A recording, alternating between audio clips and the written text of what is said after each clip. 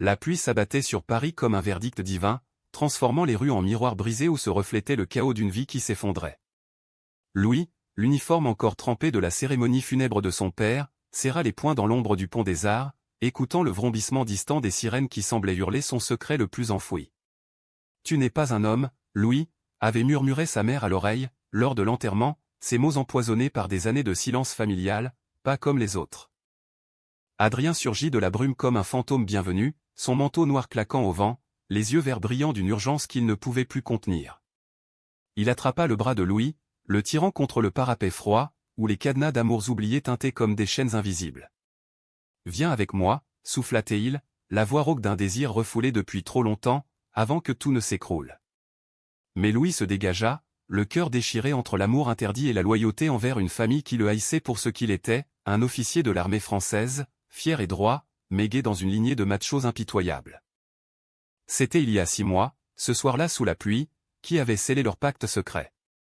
Louis, capitaine dans la Légion étrangère, rentrait d'une mission en Afrique du Nord, le corps marqué par les sables du désert et l'âme par l'absence d'Adrien.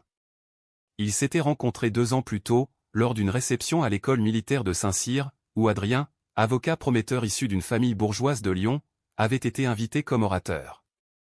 Un regard échangé au milieu des uniformes raides et des discours empoulés, et le monde s'était fissuré. Adrien, avec son sourire en coin et ses mains fines qui semblaient caresser les mots comme des amants, avait capturé Louis dès le premier instant. Mais l'amour, en France, n'était pas toujours une révolution, parfois, c'était une guerre sournoise, menée dans les alcôves des hôtels discrets et les parcs sombres de la nuit.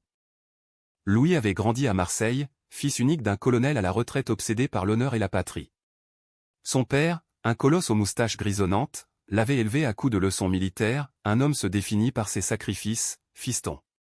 Mais quand Louis, à 18 ans, avait avoué ses premiers émois pour un camarade de lycée, le colonel avait brisé une bouteille de pastis contre le mur, hurlant « Tu saliras notre nom ». La mère, fragile comme une porcelaine de Limoges, avait pleuré en silence, préférant le déni à la vérité. Louis s'était engouffré dans l'armée, cherchant dans la discipline l'armure qui masquerait son cœur. Pourtant, chaque médaille gagnée en opérations extérieures n'effaçait pas la solitude, il était un héros aux yeux du monde, un paria dans sa propre maison. Adrien, lui, venait d'un autre monde. Fils d'un notaire lyonnais et d'une pianiste mélancolique, il avait fui l'étouffement familial en gravissant les échelons du barreau parisien. Charismatique, avec des boucles châtaines qui dansaient quand il riait, il cachait son homosexualité derrière un vernis de succès social. « Je suis un caméléon », confiait-il à Louis lors de leur rendez-vous volé, dans un petit bistrot du Marais où les serveurs fermaient les yeux sur les mains entrelacées sous la table. Leur relation était un feu couvant, des nuits passionnées dans l'appartement haussmannien d'Adrien, où les corps se mêlaient avec une urgence presque violente, et des jours de séparation où les textos codés, la scène coule toujours, pour « je t'aime » maintenait la flamme. Mais le destin, ce farceur cruel, avait décidé autrement. La sœur cadette de Louis, Élise, une beauté espiègle aux yeux verts hérités de leur mère, avait croisé le chemin d'Adrien lors d'un gala caritatif à Lyon. Elle, étudiante en art à la Sorbonne, avait vu en lui l'homme idéal, cultivé, attentionné, avec ce charme qui faisait fondre les cœurs hétéros.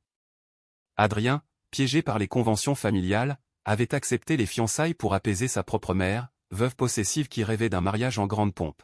« C'est un arrangement, Louis », avait-il juré un soir, les lèvres tremblantes contre la peau de son amant. Élise est une amie, rien de plus. Le mariage, c'est pour les apparences. Toi et moi. C'est pour toujours. Louis avait voulu y croire.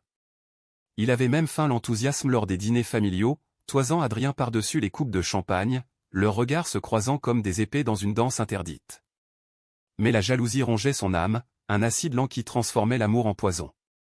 Et voilà que le jour fatidique approchait, le mariage d'Élise et d'Adrien, célébré dans le château familial des parents d'Élise, un manoir provençal niché dans les collines de Luberon, où les oliviers centenaires veillaient comme des sentinelles muettes.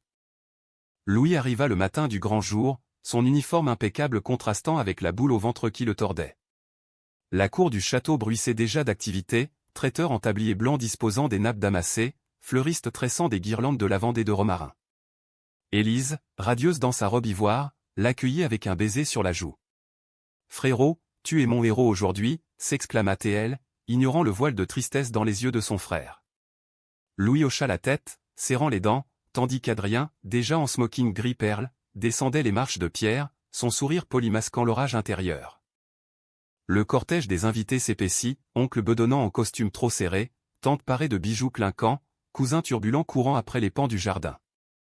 La famille de Louis, patriarcale et fière, dominait la scène, le colonel, mort mais omniprésent dans les portraits jaunis, semblait juger depuis les murs tapissés. La mère, en tailleur perle, pinçait les lèvres à chaque rire trop franc, comme si le bonheur d'Élise menaçait l'ordre ancien. Et Louis, au milieu de ce tableau idyllique, se sentait comme un intrus, un officier décoré dont les médailles tintaient en vain contre le poids du non-dit. La cérémonie eut lieu sous un chapiteau diaphane, au bord d'une piscine miroitante où les nénuphars flottaient comme des secrets engloutis. Le prêtre, un vieillard aux lunettes cerclées d'or, psalmodiait les vœux avec une solennité qui oppressait Louis. Assis au premier rang, il fixait le dos d'Adrien, imaginant les courbes familières sous le tissu soyeux, se rappelant les murmures d'amour échangés dans l'ombre. « Je t'aime, mon capitaine », avait susurré Adrien la veille, lors d'une escapade furtive dans les vignes environnantes, leur corps pressé contre un mur de pierre encore chaud du soleil couchant. Mais maintenant, face à Élise qui rayonnait, Louis doutait. Était-ce vraiment un mensonge, ou Adrien avait-il cédé à la tentation d'une vie normale? Les alliances glissèrent au doigt, le baiser scella l'union, et les applaudissements éclatèrent comme une salve de fusil. Louis se leva, mécaniquement, pour féliciter les mariés. Élise l'étreignit, parfumée à la tubéreuse. « Merci d'être là, Louis. Sans toi, ce ne serait pas pareil. » Puis Adrien s'approcha, sa main effleurant celle de Louis dans un geste anodin pour les autres, mais chargé d'électricité pour eux. « Capitaine, murmura-t-il, les yeux voilés, tu es splendide. » Louis retira sa main comme brûlée, le cœur cognant. « Splendide ? Dans cet enfer de faux-semblants ?» Le banquet s'étira sous les guirlandes lumineuses, au son d'un quatuor à cordes jouant du Ravel mélancolique. Les toasts fusaient, l'oncle Raoul, rougeaud de vin rosé, leva son verre à « l'honneur de la famille », inchangé depuis Waterloo. Louis, assis à la table d'honneur, sirotait son eau gazeuse, évitant les regards inquisiteurs. Sa mère, à ses côtés, se pencha, sourit, « Mon fils.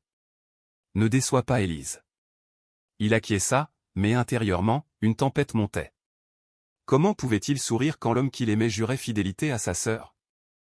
C'est alors que l'incident survint, comme une grenade dégoupillée dans la joie factice. L'oncle Raoul, éméché, attrapa le micro pour un discours improvisé. « À notre cher Louis », tonna-t-il, pointant l'officier du doigt. Le héros de la famille, revenu des sables pour bénir cette union. « Mais dis-nous, neveu, quand est-ce que tu nous ramènes une belle mariée? Ou es-tu trop occupé à polir tes bottes avec des garçons de caserne ?» Un rire gras secoua l'assemblée, vite étouffé par des toux sottement gênés.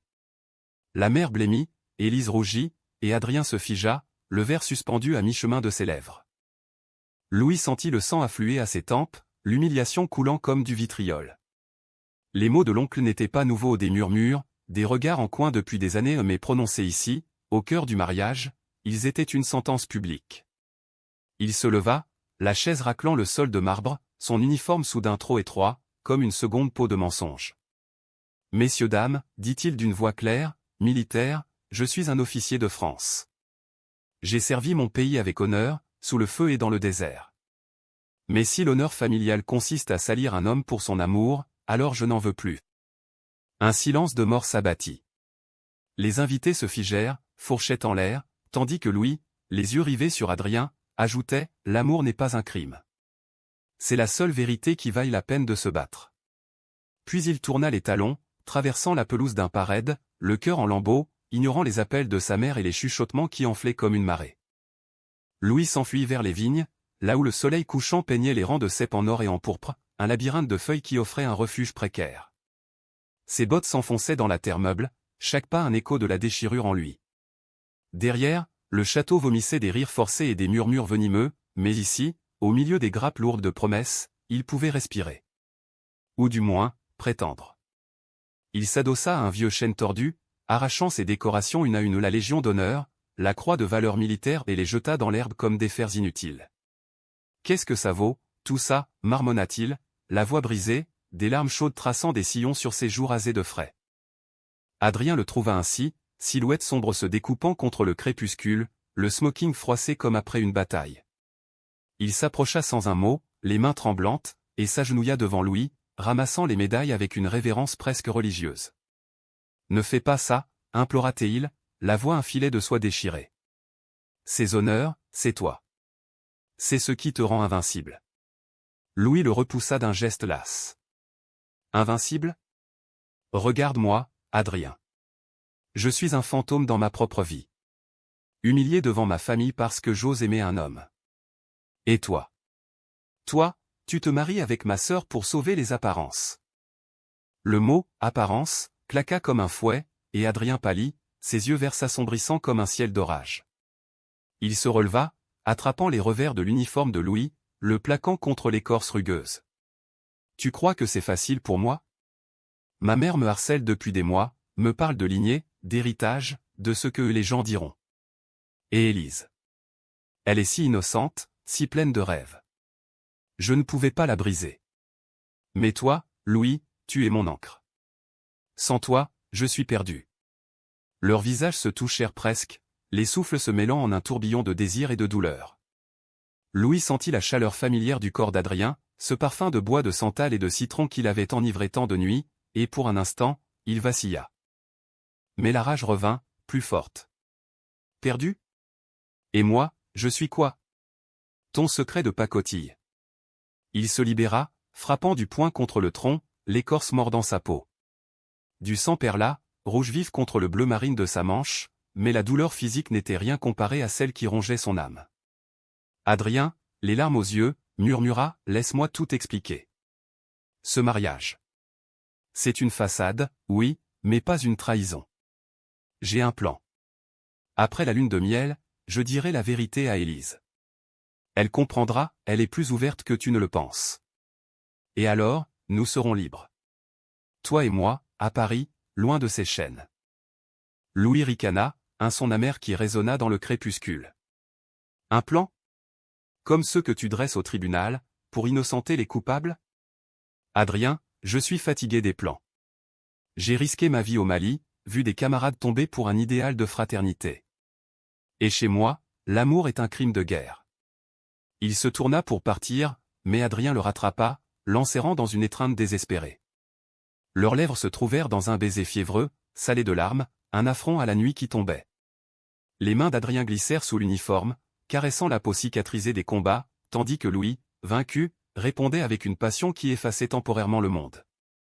Ils s'aimèrent là, au pied du chêne, avec la sauvagerie d'hommes qui savent que chaque instant pourrait être le dernier. Les vignes les enveloppèrent comme un voile complice, le vent murmurant des secrets anciens. Adrien, torse nu sous le smoking défait, traça des motifs invisibles sur le dos de Louis, chuchotant des promesses en français mêlées d'anglais appris lors de ses voyages, « Je t'aime forever », « Mon amour », un clin d'œil à ces films hollywoodiens qu'il regardait en cachette, ces histoires d'amour défendues qui finissaient toujours bien. Louis, les yeux clos, se laissa porter, imaginant un futur où il marcherait main dans la main le long de la Seine, sans craindre les regards. Mais la réalité les rattrapa comme un chien enragé. Des voix lointaines où Élise appelant Adrien, sa mère criant le nom de Louis brisèrent l'illusion.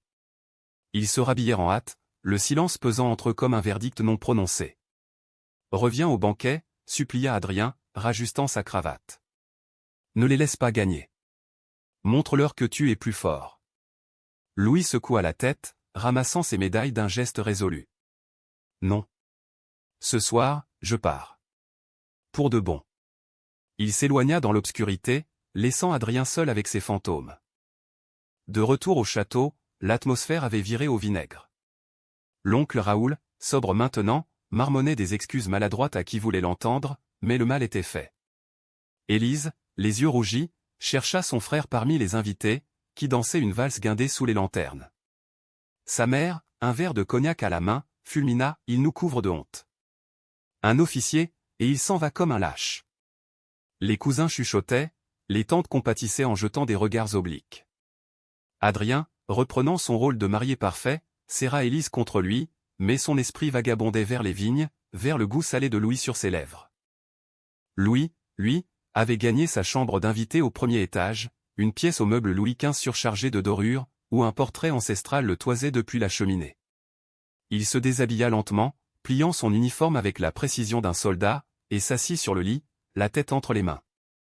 Les souvenirs affluaient, son premier baiser avec Adrien, sous les arcades de la place des Vosges, la pluie fine effaçant leurs traces, les nuits à l'hôtel de Crillon, où ils avaient ri de leur peur comme des adolescents, la lettre qu'Adrien lui avait écrite après une dispute, des pages entières de prose poétique confessant que Louis était sa lumière dans les catacombes de l'hypocrisie.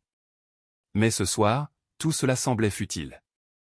La famille avait gagné, l'amour, une fois de plus, était vaincu par le qu'en dira-t-on. Un coup à la porte le tira de sa torpeur. Élise entra, sa robe de mariée traînant comme un suaire, le visage défait. « Louis, qu'est-ce qui se passe ? L'oncle a été odieux, je sais, mais... C'est de toi qu'il parlait ?» Elle s'assit à ses côtés, posant une main hésitante sur son épaule. Louis la regarda, si fragile dans sa beauté, et sentit la vérité monter comme une marée. « Élise, ma petite sœur. Je suis gai. Et ce n'est pas une honte. C'est moi. » Les mots sortirent d'un bloc, libérateur, et Élise, au lieu de reculer, l'enlaça, sanglotant doucement. « Je le savais, idiot. Depuis des années. Et je t'aime pour ça. Mais pourquoi tu ne m'as rien dit ?» Ils parlèrent longtemps, Élise confessant ses propres doutes sur le mariage. « Adrien est gentil, mais il y a quelque chose qui cloche, comme s'il était ailleurs, et Louis, pour la première fois, partageant son amour pour l'homme qu'elle venait d'épouser. » La révélation frappa Élise comme un coup de tonnerre, mais au lieu de colère, elle rit, un rire nerveux teinté de tristesse. « Mon Dieu, c'est une blague cosmique. » Puis, sérieuse, « Il t'aime, Louis. Je le vois dans ses yeux quand il te regarde. Mais ce mariage. C'est une erreur. Une grosse, énorme erreur. » Au rez-de-chaussée, la fête battait son plein, ignorant les drames qui se nouaient en haut. Adrien, cerné par des toasts interminables, sentait son estomac se nouer. Il avait vu Louis disparaître, et l'absence le rongeait comme un acide. Quand Élise redescendit enfin, seule, pour annoncer que son frère avait besoin de repos, Adrien comprit que l'heure des comptes approchait. Il s'excusa auprès des invités, prétextant un appel urgent, et grimpa les escaliers 4 à 4, le cœur battant la chamade. La porte de la chambre s'ouvrit sur Louis, assis en chemise blanche, les manches retroussées, un verre de vin à la main. « Qu'est-ce que tu fais là » demanda-t-il, la voix neutre, mais les yeux trahissant l'espoir fragile. Adrien referma derrière lui, adossé au battant, comme pour empêcher le monde d'entrer. « Je ne peux pas continuer comme ça. Le mariage, les mensonges. C'est fini. Élise sait tout. Elle m'a forcé à venir te le dire. » Il s'avança, tombant à genoux devant Louis, les mains sur ses cuisses. « Je t'aime, Louis. Pas comme un secret, pas comme un amant caché. Comme l'homme de ma vie. Divorce ou pas, je choisis toi. » Louis posa son verre, caressant les cheveux d'Adrien, un geste tendre qui en disait long. « Et Élise ?» Adrien secoua la tête. « Elle mérite mieux. Quelqu'un qui l'aimera vraiment. Pas un fantôme. » Le silence s'étira, chargé d'incertitude, puis Louis se pencha, scellant leurs lèvres dans un baiser doux, presque chaste, promesse d'un nouveau départ. Mais dehors, les murmures de la famille s'amplifiaient, et le vrai orage n'était pas encore passé. La nuit provençale enveloppait le château d'un manteau étoilé, mais à l'intérieur, les tensions bouillonnaient comme un cassoulet trop mijoté.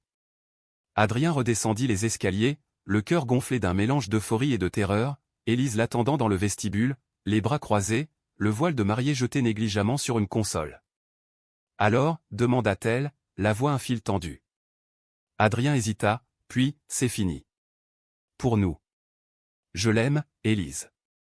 Depuis le début. » Elle hocha la tête, les larmes perlant, mais un sourire triste aux lèvres. « Je m'en doutais. Et je ne te retiendrai pas. Mais la famille.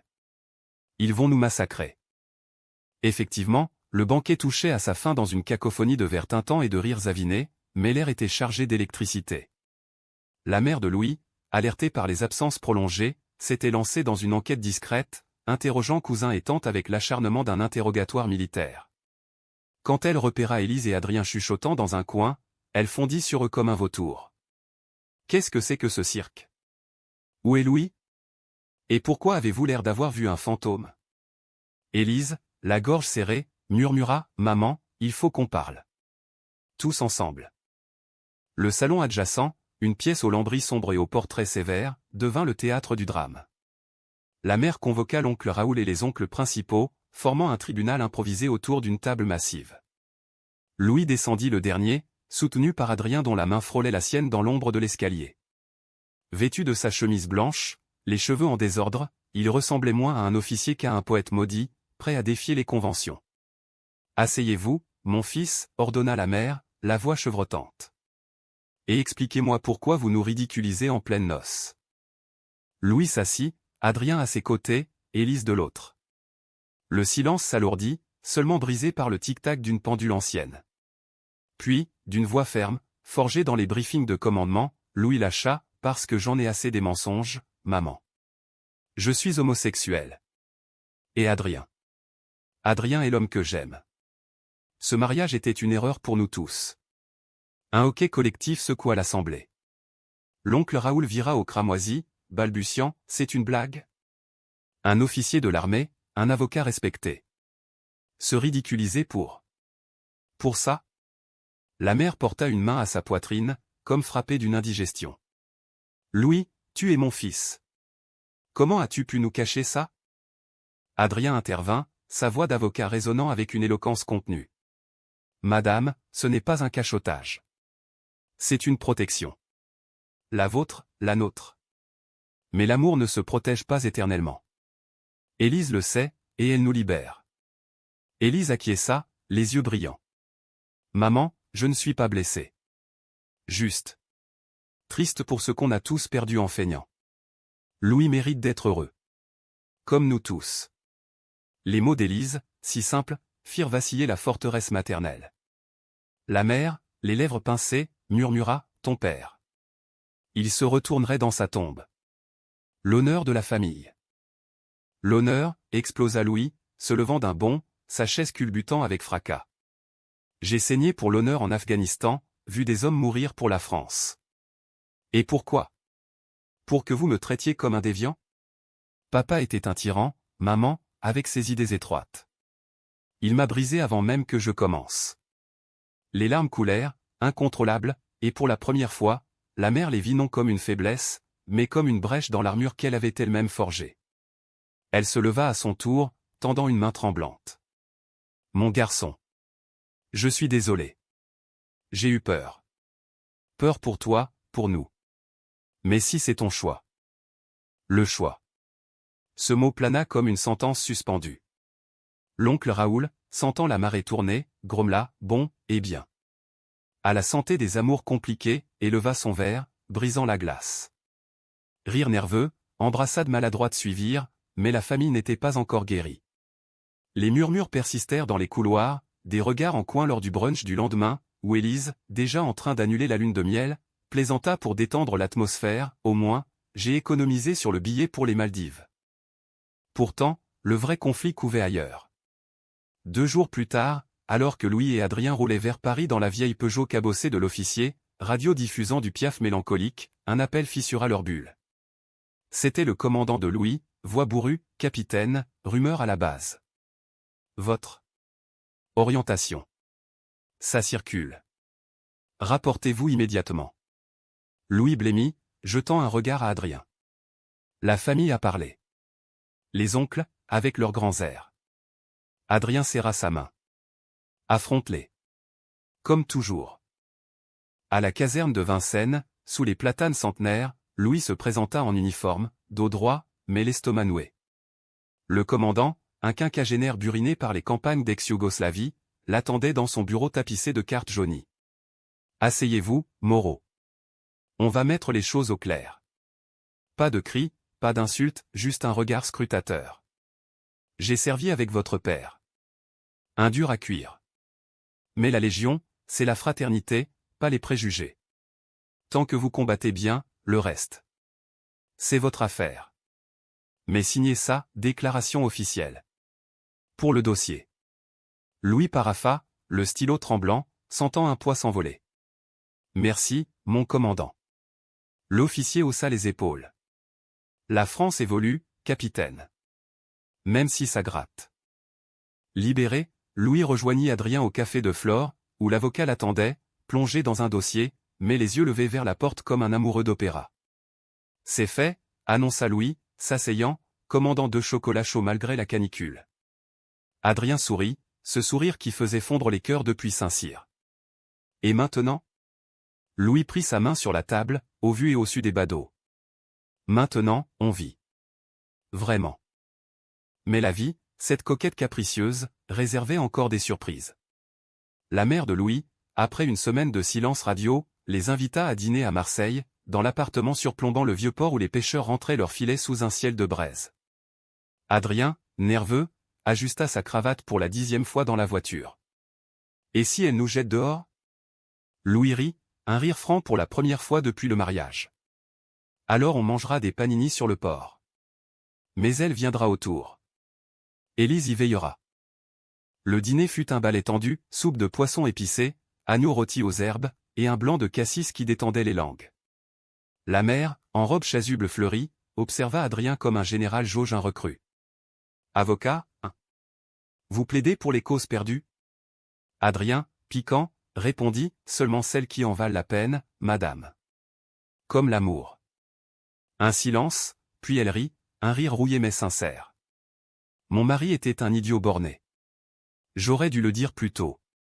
Restez pour le dessert. Ce fut le début d'une trêve fragile, où les histoires familiales coulèrent comme le vin, anecdotes sur le colonel, rire sur les bêtises d'Élise enfant, et même une confession timide de la mère sur ses propres regrets ou une jeunesse amoureuse étouffée par le mariage arrangé. Pourtant, le paradis n'était pas sans serpent. Adrien, absorbé par un gros procès à Lyon, dut s'absenter une semaine, laissant Louis seul avec ses démons. Les nuits étaient longues dans l'appartement du Marais, où les murs gardaient l'odeur de leurs étreintes.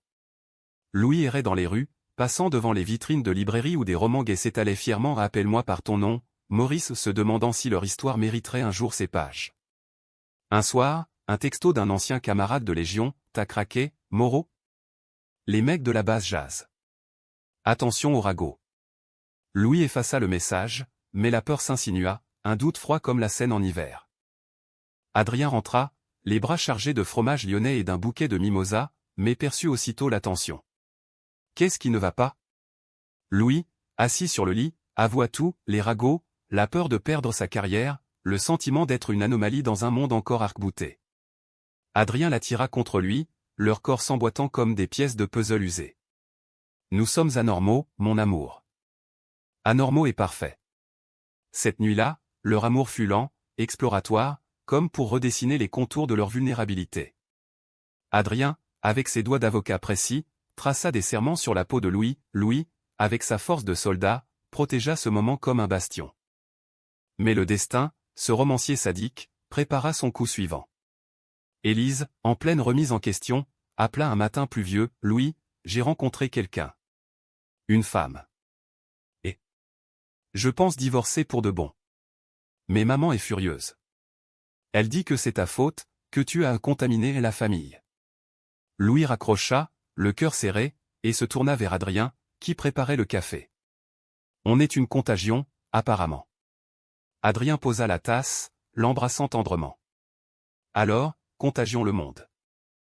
Leur premier voyage ensemble fut une fuite en avant, un week-end à Deauville, sous un ciel normand capricieux, où ils marchèrent sur la plage, main dans la main, ignorant les regards curieux des familles en villégiature. Le vent salé fouettait leurs visages, et Louis, sentant la liberté comme un goût de sel sur les lèvres, murmura, « C'est ça, la vie. Pas les médailles, pas les plaidoiries.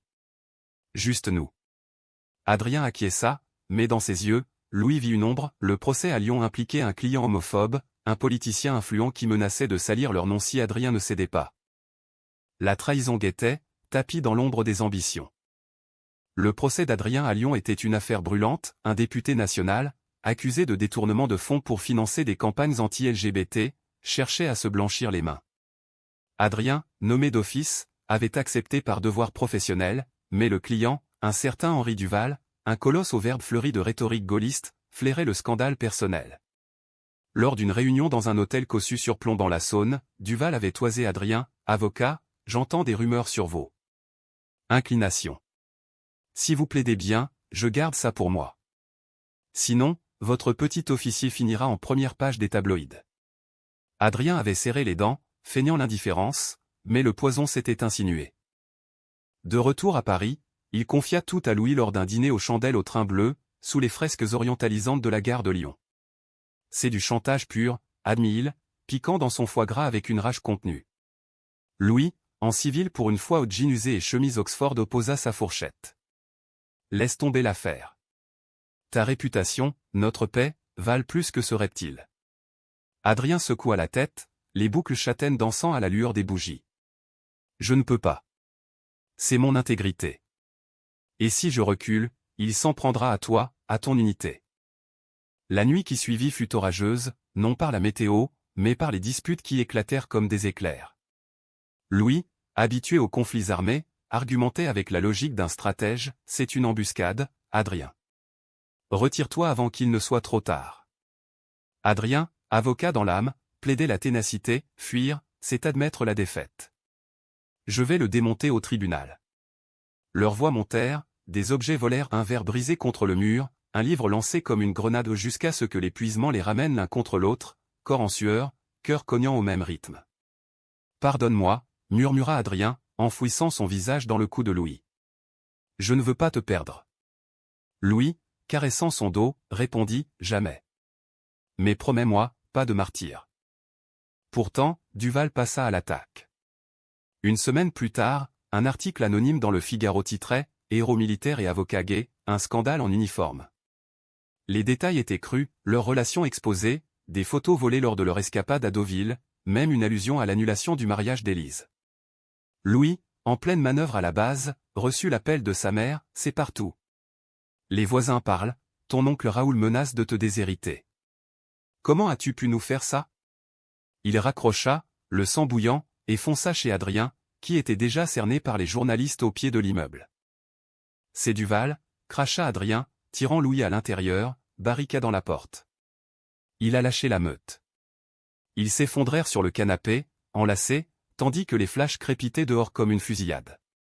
Louis, pragmatique, activa ses contacts, un appel au commandant, qui grommela, tenez bon, capitaine. L'armée protège les siens. Élise, solidaire, lança une contre-attaque sur les réseaux, un post poignant sur Instagram, l'amour n'a pas de genre, seulement de la force, qui viralisa, transformant le scandale en symbole. Mais le coup le plus bas d'un allié inattendu. L'oncle Raoul, rongé par la honte publique, convoqua Louis dans un café marseillais, face à la mer turquoise. Neveu, commença-t-il, les mains tremblantes autour d'un pastis, j'ai été dur à la noce. Mais c'était pour te protéger. Maintenant, avec ces saletés dans les journaux. Signe ça. Une donation à l'association familiale, et je fais taire les ragots. Le papier était un renoncement, Louis cédait ses parts d'héritage en échange du silence. Trahison, murmura Louis, froissant le document. C'est ça, votre famille? Raoul baissa les yeux. L'honneur, fiston. Avant tout. Louis quitta le café, le cœur en deuil, et appela Adrien depuis la corniche, le vent hurlant comme une banshee. Ils veulent m'acheter. Comme un objet honteux. Adrien, au tribunal ce jour-là, répondit d'une voix étouffée, tiens bon. J'ai des preuves contre Duval. Ce soir, on contre-attaque. Le soir venu, dans l'appartement, ils élaborèrent un plan, Adrien porterait plainte pour diffamation, Louis témoignerait publiquement. Mais au milieu de la nuit, un texto d'Adrien fit basculer tout, j'ai cédé. Plaidoyer de non-lieu pour Duval. Il retire les articles. Pardonne-moi. La trahison frappa Louis comme un obus. Il bondit du lit, allumant les lumières, face à Adrien qui se recroquevillait. Cédé? Tu as vendu notre dignité pour ton barreau? Adrien pleurait, les mots se bousculant, pas vendu. Protégé. Il menaçait ta carrière, Louis. Une enquête interne à la Légion, des rumeurs de conduite incompatible. Je ne pouvais pas risquer ça. Louis, les poings serrés, hurla, et moi? Mon amour est incompatible, maintenant? Tu es comme eux, Adrien. Un lâche en smoking. La dispute culmina en un silence assourdissant. Louis empaqueta une valise, claquant la porte sur les supplications d'Adrien. Il erra dans Paris, hébergé par Élise dans son petit studio de Montmartre, où les toiles inachevées et l'odeur de peinture fraîche offraient un répit. Il t'aime, tu sais, dit Élise un soir, sirotant un thé à la menthe. Mais l'amour, c'est aussi la peur. Donne-lui du temps. Louis, fixant la vue sur Sacré-Cœur, secoua la tête. J'ai donné assez. Il m'a trahi, comme la famille. Adrien, seul, sombra dans une spirale. Le non-lieu accordé à Duval le hanta, chaque miroir lui renvoyait un traître, pas un amant. Il annula des audiences, erra dans les tribunaux vides, écrivant des lettres qu'il ne postait pas, des pages de regrets, de poèmes inachevés inspirés de Verlaine. Mon Louis, tu es mon soleil, et je t'ai éclipsé par lâcheté. Une nuit, ivre de whisky et de remords, il appela la mère de Louis, voix brisée, Madame, je l'ai perdue. À cause de moi. Elle, adoucie par les semaines, répondit doucement, reviens le chercher. L'honneur, c'est aussi l'aveu. Le point de non-retour survint lors d'une réception militaire à l'hôtel des Invalides, où Louis, réaffecté à un poste administratif pour raisons personnelles, se tenait raide parmi les uniformes chamarrés. Duval y était invité, politicien obligeant, et son regard lubrique croisa celui de Louis, un sourire narquois, comme un chat repu. Louis, écœuré, s'éclipsa dans les jardins, sous les ombres des canons rouillés. Là, Adrien surgit, essoufflé, un bouquet de lavande à la main au clin d'œil au mariage maudit. Louis, écoute-moi. J'ai démissionné du barreau. Pour nous. Duval est fini, j'ai tout balancé à la presse. Les preuves, les chantages. C'est la ruine, mais c'est la vérité. Louis se figea, le cœur battant. Démissionner? Pourquoi? On est des parias, Adrien. Sans carrière, sans famille. Adrien s'agenouilla sur le gravier, ignorant les regards des passants. Pour toi. Pour nous. Je ne suis rien sans ton amour. Épouse-moi, Louis. Pas en secret, pas en mensonge. Devant le monde.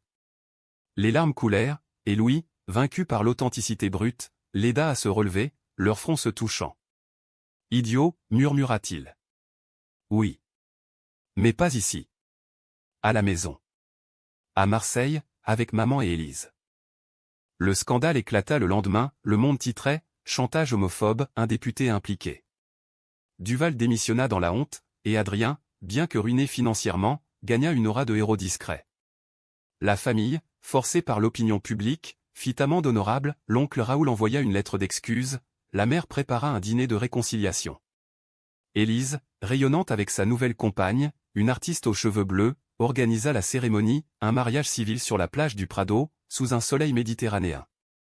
Le jour du mariage arriva comme une aurore après la tempête, la mer de Marseille clapant doucement contre les galets polis, un ciel d'azur sans nuages témoignant d'un pardon cosmique. La petite assemblée où Élise et sa compagne, la mère de Louis en chapeau cloche vintage, même l'oncle Raoul, penaud mais présent se tenait sous un arche de branches d'olivier tressées, où des rubans arc-en-ciel dansaient au vent. Louis, en uniforme simplifié, sans médaille superflue, attendait, le cœur gonflé d'une joie presque douloureuse. Adrien, en lin blanc, s'avança, les yeux verts pétillants, murmurant « Tu es mon drapeau, capitaine ».